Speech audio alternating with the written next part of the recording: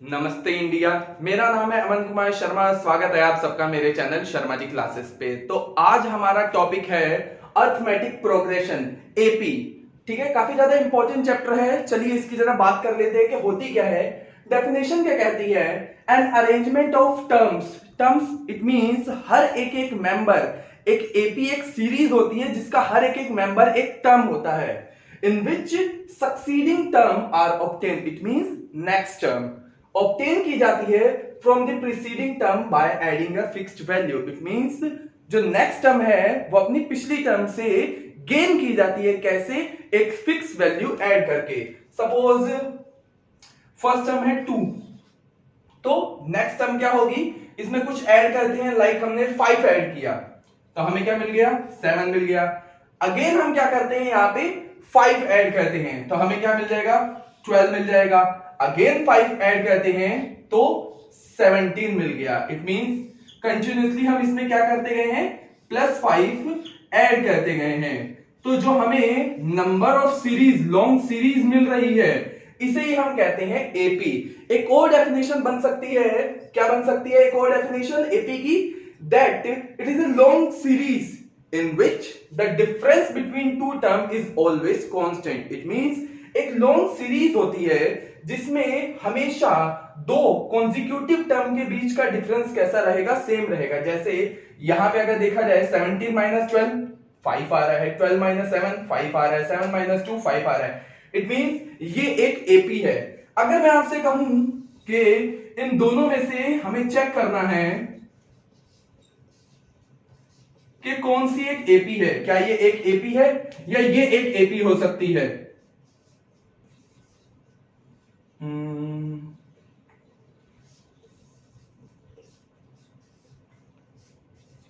तो हमें चेक करना है कि इन दोनों में से कौन एक एपी हो सकती है।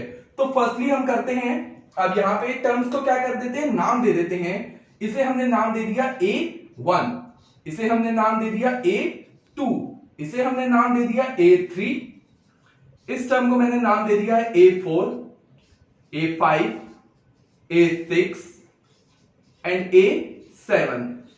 तो यहां पे मैंने 7 टर्म्स लिए हैं। अब इसमें से क्या देख लेते हैं, चेक कर लेते हैं कि क्या ये एक एपी है या नहीं है। तो A2 - A1 it means 3 - 2 gives 1। क्या मिल रहा है? 3 - 2 पे 1 मिल रहा है। ठीक है, नेक्स्ट पे भी चेक कर लेते हैं। A3 - A2 इट मींस 4 - 3, यहां पे भी हमें क्या मिल रहा है? 1 मिल रहा है। ठीक है, नेक्स्ट पे भी चेक कर लेते हैं। A4 - A3, A4 पे क्या है? 5 - 4, यहां पे भी हमें क्या मिल रहा है? 1 मिल रहा है। या फिर अब नेक्स्ट के लिए चेक कर लेते हैं A5 - A4। A5 कितना है? 6 - 5, यहां पे भी हमें क्या मिल रहा है? 1 ही मिल रहा है। इट मींस हम देख रहे हैं कि टर्म्स के बीच का जो डिफरेंस है वो हमेशा एक कांस्टेंट वैल्यू है, 1 है। तो ये कैसी है? ये कैसी सीरीज है? ये एक एपी है। क्या ये भी एक एपी है? इसमें भी जरा चेक कर लेते हैं। इसमें भी अगर हम टर्म्स को नाम दे देते हैं A1, A2, A3, A4, A5, A6, यहां पे टोटल 6 टर्म है।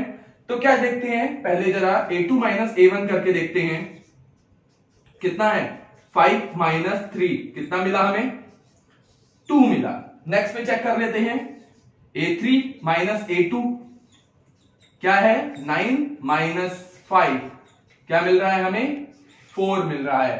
नेक्स्ट A4 - A3 तो 12 - 9 हमें 3 गेन हो रहा है। सो ओवरऑल हम देख रहे हैं कि यहां पे टर्म के बीच का डिफरेंस क्या है? दो कॉन्जिक्यूटिव टर्म के बीच का डिफरेंस सेम नहीं है, एक फिक्स वैल्यू नहीं है, हर एक जगह पे अलग वैल्यू है। तो ये एक एपी नहीं कही जाएगी। एपी क्या होगी? जब दो कॉन्जिक्यूटिव टर्म के बीच का डिफरेंस कैसा रहना चाहिए? सेम रहना चाहिए, कोई अलग टर्म हमें गेन ना हो। तो उसे हम उस केस में हम उस टर्म को कहते हैं, उस सीरीज को कहते हैं एपी। तो आपको ये चेक करना आ गया होगा कि एपी होती क्या है? एक सिंपल क्या होती है? लॉन्ग सीरीज होती है जिनमें दो कॉन्जिक्यूटिव टर्म्स के बीच का डिफरेंस कैसा रहता है, सेम रहता है। अब सीरीज में जरा एक कॉमन डिफरेंस लेके चल देते हैं। सपोज हमने ए कह दिया है फर्स्ट टर्म को, क्या है हमारा यहाँ पे ये ए क्या है, first term. Difference between two consecutive term को हम कहते हैं कॉमन डिफरेंस। क्यों कहते हैं कॉमन डिफरेंस, क्योंकि ये ऑलवेज कैसा रहता है, सेम रहता है। किसी भी दो टर्म एपी की किसी भी दो टर्म के लिए ये बदल नहीं सकता। अगर वो सीरीज एक एपी है तो उनके बीच का डिफरेंस हमेशा क्या रहेगा, एक फिक्स वैल्यू ही रहेगा।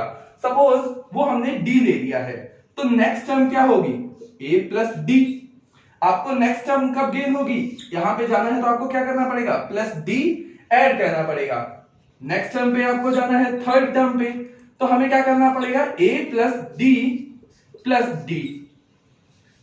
हमें क्या मिल जाएगा, ए plus 2d।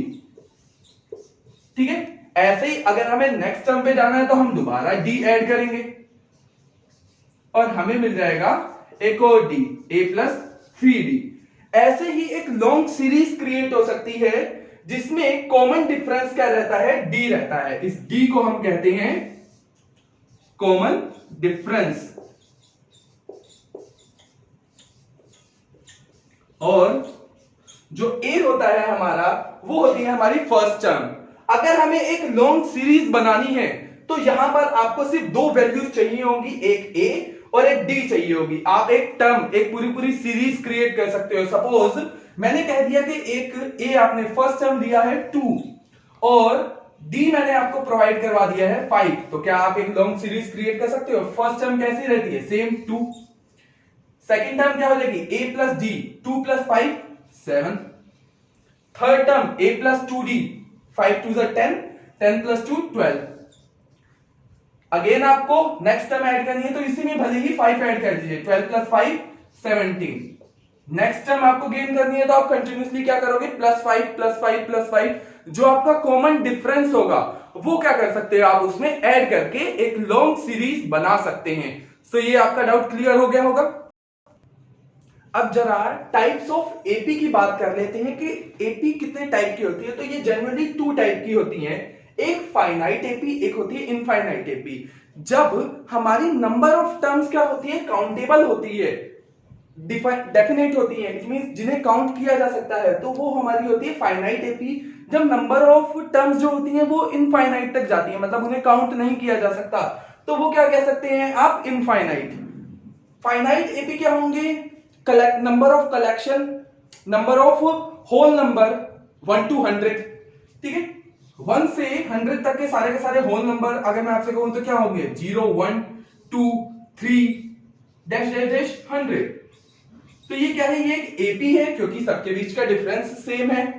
1 minus 0 1, 2 minus 1 1, 3 minus 2 1। क्या है, दो कॉन्जिक्यूटिव टर्म के बीच का डिफरेंस भी सेम है। ये एक फाइनाइट एपी क्यों है, क्योंकि यहां पे आपको पता है कि टोटल नंबर ऑफ टर्म्स कितनी अवेलेबल हैं।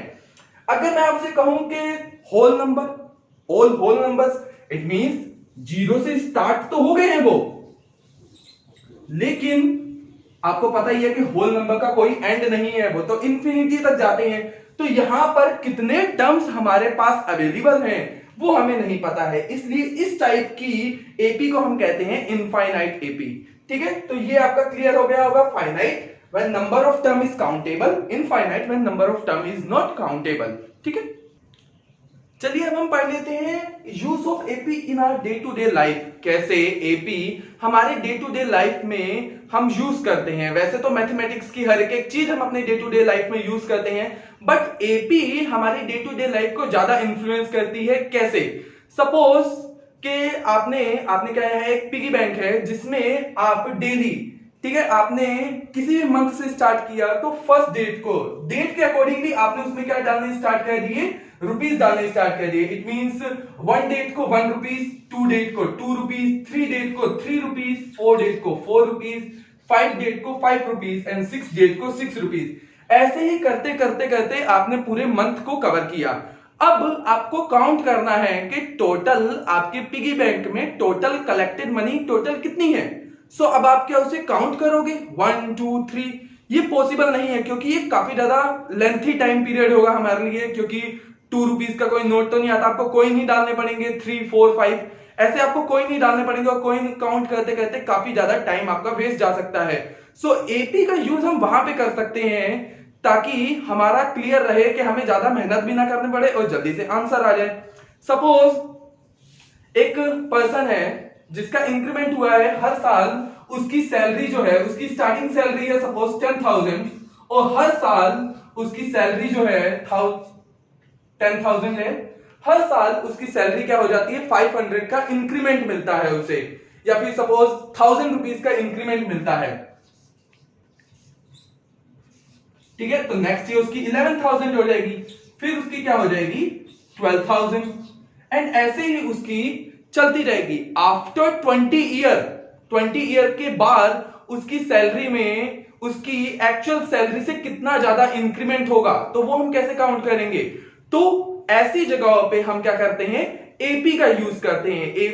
एपी का यूज करते हैं, अरिथमेटिक प्रोग्रेशन का यूज करते हैं, ताकि हमें वैल्यू को ज्यादा काउंट ना करना पड़े, ज्यादा मैथमेटिक्स अपना यूज ना करना पड़े। सिंपल फॉर्मूले के थ्रू हम क्या कर सकते हैं, उसे गेन कर सकते हैं।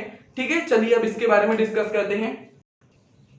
अब हमारा टॉपिक है nth term of an AP. It means किसी एपी का, किसी सीरीज का हमें अगर nth टर्म फाइंड आउट करना है तो वो हम कैसे करेंगे? सपोज एक सीरीज है, nth मतलब कोई भी टर्म हो सकता है। सपोज एक सीरीज ले ली, ए जनरल सीरीज ले लिया, ए प्लस डी, ए प्लस 2d, ए प्लस 3d।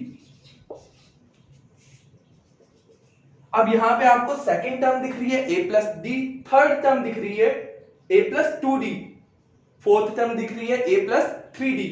तो nth टर्म क्या होगी? a प्लस n में से एक कम होगी, n माइनस 1d, क्योंकि यहां पे जब हम थर्ड टर्म की बात कर रहे हैं तब 2 लिखा हुआ है, फोर्थ टर्म की बात कर रहे हैं तब 3 लिखा हुआ है। तो nth टर्म की बात करेंगे तो क्या होगा? n माइनस 1 लिखा जाएगा, एक कम होगा।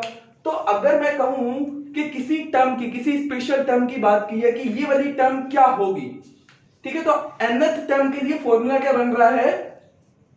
ठीक है, ये हमारी सपोज फर्स्ट टर्म है a1, ये हमारी है सेकेंड टर्म, ये हमारी है थर्ड टर्म, ये हमारी है फोर्थ टर्म, और ये कौन सी टर्म है हमारी? nth term. तो nth टर्म गेन करने का हमारा फॉर्मूला क्या बन रहा है? a plus n minus 1 into D. It means अगर आपको फर्स्ट टर्म गिवन है, डिफरेंस गिवन है, और जो टर्म आपसे पूछी जाए 20th टर्म, 19th, 100, कोई भी टर्म के लिए आपसे पूछा जाए तो आप क्या कर सकते हो? इस फॉर्मूला का यूज करके उस टर्म को गेन कर सकते हो। सपोज एक एग्जांपल के थ्रू हम समझेंगे। सपोज ये एक टर्म है 5, 10, 15, 20 dash dash dash dash dash. मैंने पूछा कि इसकी 20th टर्म क्या होगी? ठीक है, A20, ठीक है, 20th टर्म क्या होगी? तो अगर हम एक्चुअल ऑफ सीरीज +5 करते रहे तो काफी टाइम लगेगा। तो अब हम क्या करते हैं, इस डिफरेंस का ये फॉर्मूला यूज करके डायरेक्ट 20th टर्म क्या कर लेते हैं, फाइंड आउट कर लेते हैं। तो हमें क्या करना है, 20th टर्म फाइंड आउट करनी है। तो हमारा यहाँ पे फॉर्मूला है a plus n minus 1 into D. a की वैल्यू क्या है? फर्स्ट टर्म, तो a कितना दे रखा है आपको? 5, यहाँ पे 5 लिख दिया। n कितना दे रखा है आपको? क्योंकि आपको 20th टर्म फाइंड आउट करनी है, तो n की जगह कितना लिखा जाएगा? 20 माइनस 1। अब d कैसे गेन किया जाएगा? d आपको पता होता है कि कॉमन डिफरेंस है हमारा, क्या है? Common difference. तो d कैसे गेन किया जाएगा? किसी भी दो कॉन्जिक्यूटिव टर्म को आप सब्ट्रैक्ट करके गेन कर सकते हो। 10 माइनस 5 कितना आ रहा है? 5 आ रहा है। ठीक है, तो d की वैल्यू आपने यहां पे पुट कर दी 5 प्लस बोर्ड मास के रूल के अकॉर्डिंगली पहले हमें ब्रैकेट सॉल्व करना है, तो यहां पे पहले ही ब्रैकेट सॉल्व कर देते हैं। 20 माइनस 9 19 इंटू 5। अब 19 5 से कितना आएगा बताइए? 95 आ जाएगा। 95 प्लस 5 100। ठीक है, तो हमें अपनी 20th टर्म मिल चुकी है जो कि है हमारी 100। ठीक है, तो आपको यहां का पैटर्न समझ आ गया कि हम ये फॉर्मूला यूज करके किसी भी एपी के किसी भी स्पेशल जो डिमांडेड टर्म होगी हम उसे गेन कर सकते हैं। बस हमें चाहिए क्या, ए और कॉमन डिफरेंस डी। अगर आपको ये दोनों दे रखी है तो जिस भी टर्म के लिए डिमांड की जाए वो हम इजीली गेन कर सकते हैं। ठीक है, ये क्लियर हो गया। अब आप हमें एक एपी प्रोवाइड की गई है और हमसे कहा गया है कि जो इसके ये मिसिंग टर्म्स हैं, जो बॉक्स में वैलिड टर्म्स होनी चाहिए, उन्हें फाइंड आउट कीजिए। तो अब हम कैसे करेंगे, यहां पे तो हमें ए भी नहीं दे रखा और डी भी नहीं दे रखा, तो इसे कैसे फाइंड आउट करते हैं। हमें पता है कि फर्स्ट टर्म हमारी होती है ए, सेकेंड टर्म हमारी होती है ए प्लस डी, थर्ड टर्म हमारी होती है ए प्लस 2d, ऐसे ही फोर्थ टर्म हो जाती है हमारी ए प्लस 3d, ये हो गई हमारी a प्लस 4d, एंड -22 हमें दे रखा है a प्लस 5d। ठीक है, तो यहां पे हमें क्या दिख रहा है कि a प्लस d की वैल्यू हमें दे रखी है 38, साथ ही हमें a प्लस 5d की वैल्यू दे रखी है -22। अब अगर हम इन दोनों की दोनों इक्वेशन को सब्ट्रैक्ट करवा दें, माइनस का अपोजिट प्लस, तो a से a कैंसिल हो गया, बचा d। ठीक है, d माइनस डी कितना आ जाएगा, यहां पे हमारा आ गया -4d इक्वल्स टू, इन दोनों को ऐड कर लेते हैं हम, 60 आ गया हमारा। ठीक है, और d की वैल्यू आ गई 60 अपॉन -4, कितना आ गया सब्ट्रैक्ट करके, -15 आ गया। इट मींस d की वैल्यू आ गई हमारी 15 -15, तो a कितना हो जाएगा, जरा किसी भी एक इक्वेशन में पुट करके वैल्यू गेन कर लेते हैं। यहां पे लिख लेता हूं a plus d equals to 38, ये हमारी टर्म थी एक। ठीक है, तो माइनस d की जगह वैल्यू रख देते हैं -15 इक्वल्स टू 38 -15, उधर जाके कैसा हो जाएगा, प्लस का। ठीक है, तो a इक्वल्स टू 38 प्लस 15, ये अब हमारा कैसा हो गया, 53 आ गई। तो a की वैल्यू है हमारी 53, a की वैल्यू कितनी आ गई, 53। ऐसे ही अगर अब हमें थर्ड टर्म फाइंड आउट करनी है, a प्लस 2d, तो ये कितना हो जाएगा, a हमें दे ही रखा है, a कितना आ गया हमारा 53 प्लस 2 इंटू डिफरेंस हमें कितना दे रखा है, -15 दे रखा है, 53 माइनस 15 2 30, कितना आ गया हमारा 23। तो नेक्स्ट हमें दे रखा है, थर्ड टर्म दे रखी है 23। थर्ड फोर्थ सेम वे से हम क्या कर सकते हैं, गेन कर सकते हैं। इट मींस अगर आपको इस टाइप का कोई क्वेश्चन दे रखा हो तो वो भी आप कर सकते हैं। बस देखने वाली बात क्या है कि यहां पर हमें पता होना चाहिए कि second term a plus D और ये टर्म क्या दे रखी है, a प्लस 5t दे रखी है, जिससे हमने a और d गेन कर लिया। एक बार आपको a और d मिल गया तब तो आप जितनी चाहे मर्जी लॉन्ग सीरीज बना सकते हैं। ठीक है, अब हम जरा इस टाइप के भी एक क्वेश्चन देख लेते हैं। जरूरी नहीं है ना कि हमारे किसी एपी में सिर्फ न्यूमरल वैल्यू ही हमें प्रोवाइड की रखी हो, कुछ ऐसे भी आ सकते हैं, वेरिएबल बेस पे भी आ सकते हैं। तो इसमें हमें क्या कहा गया है, find the sixth term of the AP. ये हमें एक एपी दे रखी है और हमसे कहा गया है कि सिक्स्थ टर्म फाइंड आउट करनी है। तो सिक्स्थ टर्म के लिए हमारे पास फर्स्ट टर्म ए तो हमें दे रखा है, लेकिन डी के लिए क्या करें। तो पहले जरा लिख लेते हैं कि ए की वैल्यू हमें कितनी दे रखी है, 2q प्लस 1 अपॉन q, क्योंकि अगर हमें a सिक्स्थ फाइंड आउट करना है तो फॉर्मूला हमारा क्या है, a प्लस a n के लिए हमारा फॉर्मूला हो जाता है a plus n minus 1 into D, क्योंकि हमें सिक्स्थ टर्म फाइंड आउट करनी है। तो यहां पे n की जगह कितना आ जाएगा, सिक्स्थ आ जाएगा। a है हमारा 2q plus 1 upon q plus 6 minus 1। लेकिन d क्या होगा, d होता है कॉमन डिफरेंस, तो d चलिए निकाल लेते हैं यहां से। d हमारा क्या होगा, दो कॉन्जिक्यूटिव टर्म के बीच का डिफरेंस होता है। तो चलो यहां से गेन करते हैं, a2 minus a1। Second term में से फर्स्ट टर्म को सब्ट्रैक्ट करते हैं। सेकेंड टर्म है हमारी 2q minus 1 upon q and first term है 2q plus 1/q upon q।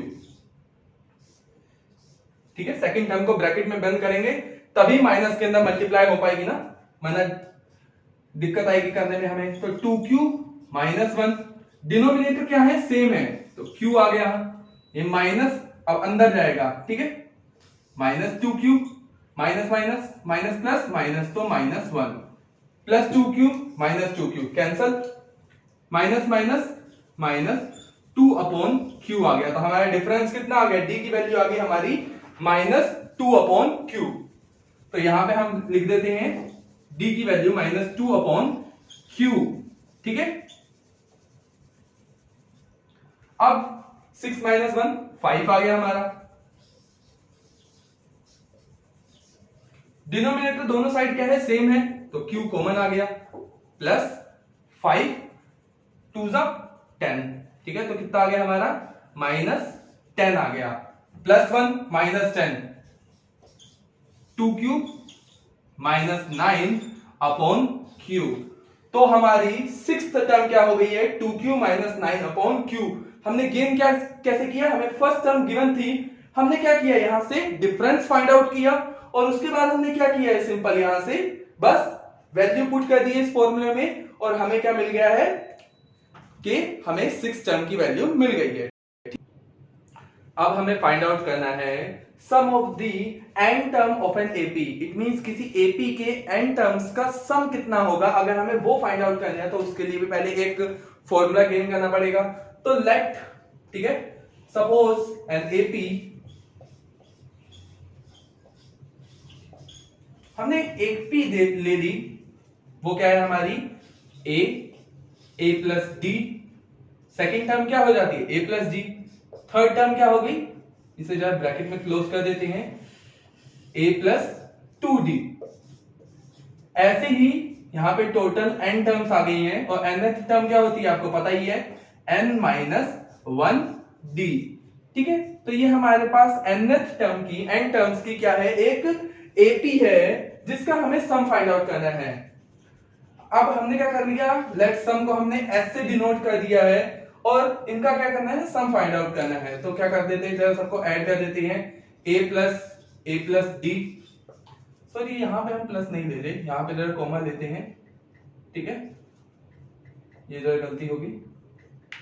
ठीक है, ये कुछ टर्म्स है एपी के, यहां पे हमें सम फाइंड आउट करना है, तो सम जरा यहां पे प्लस का साइन लगाएंगे, a plus 2d plus dash dash dash a plus n minus 1 into D.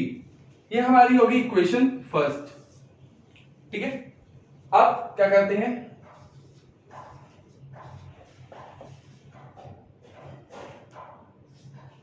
Right the above equation in reverse order. क्या करना है हमें, जो nth टर्म है वो फर्स्ट टर्म के प्लेस पे रखते हैं और फर्स्ट वाली nth, मतलब पूरी टर्म को हम क्या कर देंगे, रिवर्स ऑर्डर में लिखते हैं। तो s तो सेम ही रहेगा, a की जगह पे क्या आ जाएगा, a plus n minus 1 into D. ये क्या आ जाएगा, a plus n minus 2, a plus n minus 2 into D plus dash dash dash, और लास्ट की जो हमारी टर्म होगी वो होगी a और उससे पहले वाली a प्लस डी। ये आ गई हमारी इक्वेशन सेकंड। अब हम क्या करते हैं, इन दोनों की दोनों इक्वेशन को ऐड कर देते हैं, add equation first and second. हमने क्या कर दिया, फर्स्ट और सेकंड इक्वेशन को ऐड कर दिया। उस केस में क्या होगा, s प्लस s, तो हमारे पास कितना आ गया, 2s आ गया। ठीक है, a और a plus n minus 1 into D को हमने ऐड करना है, तो ये क्या हो जाएगा, a की जगह पे बस यहाँ पे 2a आ जाएगा plus n minus 1 into D, तो सेम ही रहेगा। ठीक है, इसे एक बॉक्स में क्लोज कर देते हैं, plus next term a plus n minus 1 into 2, a plus a तो कितना हो गया, 2a हो गया। अब यहां पे है d और यहां पे है n माइनस 2 इंटू डी, तो बचेगा क्या यहाँ पे, n minus 1 into D. Second collection. और हम जरा नोटिस करेंगे कि हमें सब जगह यही पैटर्न में मिलेंगे, तो सारे के सारे टर्म्स क्या हो जाएंगी, सेम सीरीज शो करेंगे, मतलब एक जैसे ही होंगे। लास्ट में भी जो a है इसे अगर ऐड किया जाए तो a plus a 2a plus n minus 1 into D. ठीक है, सारी की सारी टर्म क्या हो जाती हैं, एक जैसी ही हो जाएंगी, सिमिलर ही होंगी। अब हम क्या कर देते हैं, इन सब को n टर्म है तो क्या कर देते हैं, इसे कॉमन ले लेते हैं। 2a plus n minus 1 into D, bracket में कॉमन क्या रह गया हमारा, n, क्योंकि टोटल n टर्म्स है हमारे पास। ठीक है, n ब्रैकेट में आ गया, इसे n को जरा आगे लिख देते हैं n, और यहां पे s के साथ ये जो 2 है ये अपोन में आ जाएगा। ठीक है, ट्वाइस का सम नहीं करना है हमें, तो सिंगल से सम फाइंड आउट करना है। तो a plus n minus 1 into D. ठीक है, तो ये हमारा फॉर्मूला है किसी एपी के n टर्म्स का सम फाइंड आउट करने का। यहां पे अगर एक चीज और नोटिस की जाए तो ये फॉर्मूले को जरा हम ऐसे लिख सकते हैं, s equals to n by 2 a plus n minus 1 into d. अब आपको जरा याद आ रहा होगा कि ये अभी हमने पहले ही एक फॉर्मूला फाइंड आउट किया था nth टर्म गेन करने का, तो इसकी जगह क्या आ सकता है, n by 2 a plus a n। It means अगर आपको किसी सीरीज की फर्स्ट एंड लास्ट टर्म दे रखी है तब भी आप उसका सम फाइंड आउट कर सकते हो बाय यूजिंग दिस फॉर्मूला, जहां पे an डिनोट कर रहा है सीरीज के लास्ट टर्म को। यहां पर 2a, a और d क्या है, a फर्स्ट टर्म है और d क्या है, डिफरेंस है। तो ये क्या है, ये दोनों फॉर्मूलाज हैं किसी एपी के n टर्म्स का सम फाइंड आउट करने के। ठीक है, तो ये क्लियर हो गया होगा आपका डाउट। तो अब जरा इन क्वेश्चंस को भी देख लेते हैं। हमें क्या फाइंड आउट करना है, find the sum of the following APs. हमें क्या करना है, इन एपीज का सम फाइंड आउट करना है। फर्स्ट क्वेश्चन पे पहले फॉलो करते हैं, फर्स्ट क्वेश्चन को देखते हैं जरा। तो पहली टर्म दे रखी -37, -33, -29 टू 12 टर्म्स।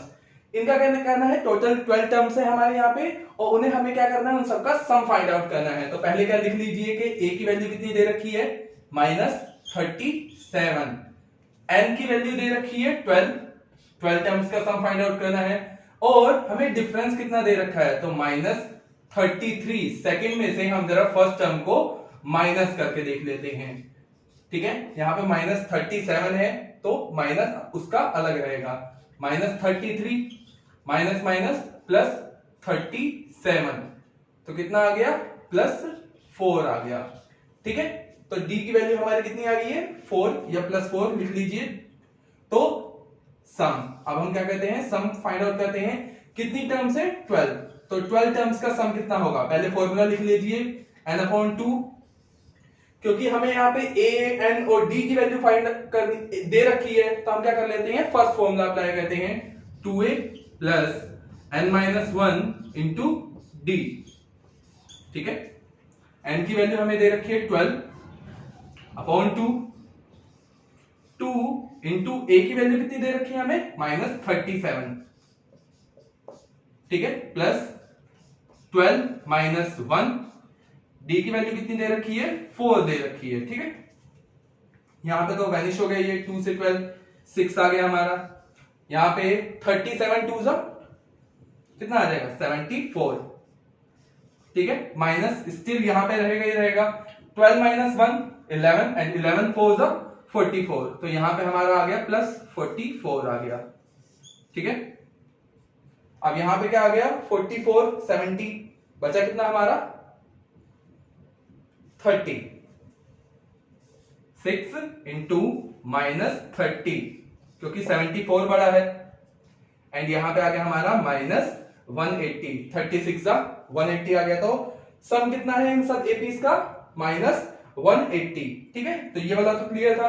अब जरा सेकंड क्वेश्चन को देख लेते हैं। यहां पे हमें -5 दे रखा है, -8 दे रखा है, -11, और लास्ट टर्म दे रखी है -230। ठीक है, तो फर्स्ट टर्म पहले लिख लीजिए, फर्स्ट टर्म कितनी दे रखी है, -5, और लास्ट टर्म हमें दे रखी है an दे रखा है -230। अब अगर आप सेकंड फॉर्मूले के बारे में भी सोचो, s equals to n/2 a plus an, तो आपको a दे रखा है, an दे रखा है, लेकिन आपको यहां पर क्या नहीं दे रखा, n की तो वैल्यू दे ही नहीं रखी है। d की भी वैल्यू निकाल लेते हैं, ठीक है। d की वैल्यू निकाली तो -8 -5 कितना आ गया हमारा, -8 + 5 गिव्स अस -3। तो d की वैल्यू आ चुकी है -3। तो पहले हमें चेक करना पड़ेगा कि यहाँ पे टोटल टर्म्स कितनी है, तो वो हम फर्स्ट फॉर्मूले से फाइंड आउट करेंगे, जो कि है हमारा an = a + n-1 × d। यहां से हम n की वैल्यू पहले फाइंड आउट कर लेते हैं। an आपको लास्ट टर्म दे रखी है -230, फर्स्ट टर्म आपको दे रखी है -5 प्लस n आपको गेन करना है, तो n की वैल्यू ऐसे ही रख दीजिए। d कितना है हमारा, डिफरेंस कितना है, -3, ठीक है। -230 ऐसे ही रहने दीजिए जरा भी, -5।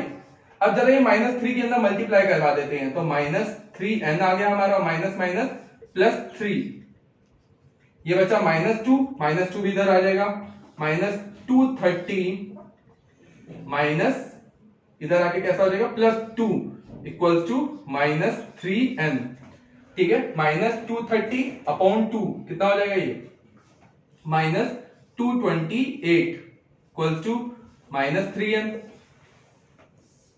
ठीक है। तो n = 228/3, माइनस माइनस दोनों के पास है तो माइनस से माइनस कैंसिल। यहां से देख लेते हैं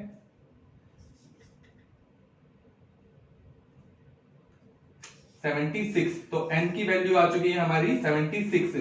टोटल यहाँ पे 76 टर्म्स होंगी, ठीक है। क्लियर हो गया ये यहां से। अब जरा सम फाइंड आउट कर लेते हैं, कितनी टर्म्स है हमारी, 76 टर्म का सम फाइंड आउट करते हैं, तो 76/2, ठीक है। और यहां पे आ गया हमारा a + an, 76/2 कितना आ जाएगा, 38। यहां पे हमारी फर्स्ट a दे रखी है हमें -5 और लास्ट टर्म हमें दे रखा है -230, तो 38 × -235। अब इसे जरा मल्टीप्लाई करके हमारा आंसर हो जाएगा, ठीक है। तो आपको पता चल गया कि कैसे हम किसी टर्म्स का सम फाइंड आउट कर सकते हैं। सो ऑल ओवर मैंने जितनी नॉलेज आपके साथ शेयर की एपी से रिलेटेड, तो आपके एपी के मोस्ट ऑफ द डाउट क्या हो गए होंगे, क्लियर हो गए होंगे। सो अगर वीडियो पसंद आई हो तो लाइक और शेयर जरूर कीजिएगा। Thank you so much.